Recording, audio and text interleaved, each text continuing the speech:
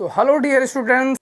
दोस्तों, मेरा नाम निर्भय कुमार है और मैं आप लोगों को क्लास 10th की आज मैं साइंस विज्ञान एक ऐसा सब्जेक्ट है जिसमें बहुत सारे बच्चों को प्रॉब्लम रहती है। तो हमारा टारगेट सीधा रहेगा यूपी बोर्ड 2025 और 26। तो आज के इस वीडियो पे मैं आपको यूपी बोर्ड्स की साइंस का जो सिलेबस होता है और उसकी स्ट्रैटेजी और प्लस मार्क्स मैं पूरी बताने वाला हूं। तो वीडियो में लास्ट तक बने रहिएगा और चलिए वीडियो को स्टार्ट करते हैं। चलिए दोस्तों, कक्षा 10 आपको पता है यूपी बोर्ड्स का एग्ज़ाम्स होता है।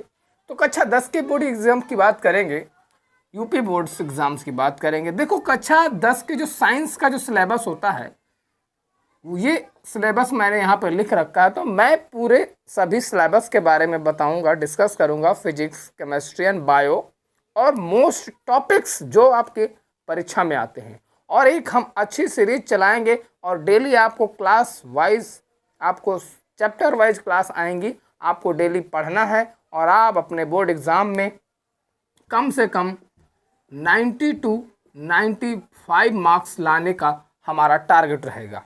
और जो बच्चा इस बोर्ड एग्ज़ाम में इतने मार्क्स लाएगा, हम अपनी तरफ से उसको गिफ्ट्स देंगे। तो तैयार हैं?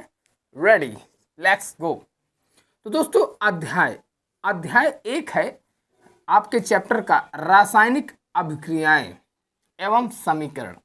इस अध्याय पे हम रासायनिक जो अभिक्रियाएं होती हैं और उनके समीकरणों पर पूरा अध्ययन करेंगे। आपको जीरो टू हीरो पढ़ाएंगे और बोर्ड एग्ज़ाम अगर आप तक कुछ नहीं पढ़ा, अभी तक आपने कुछ पढ़ा ही नहीं है, तो इस वीडियो को पहले अपने दोस्तों तक शेयर कर दो। मैं जीरो टू हीरो पढ़ाऊंगा तुमको और बढ़िया से।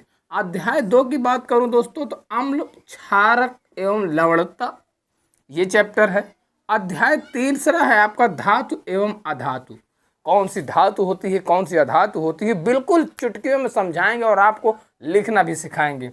अध्याय 4 है वहीं पे कार्बन एवं उसके यौगिक, कार्बन और उनको उसके यौगिक।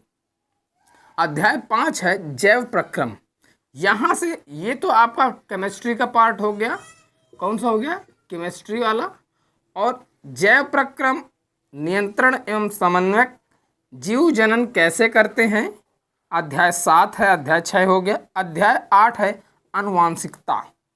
ये आपके जो 4 चैप्टर हैं ये बच्चों आपके हैं बायोलॉजी से। किससे?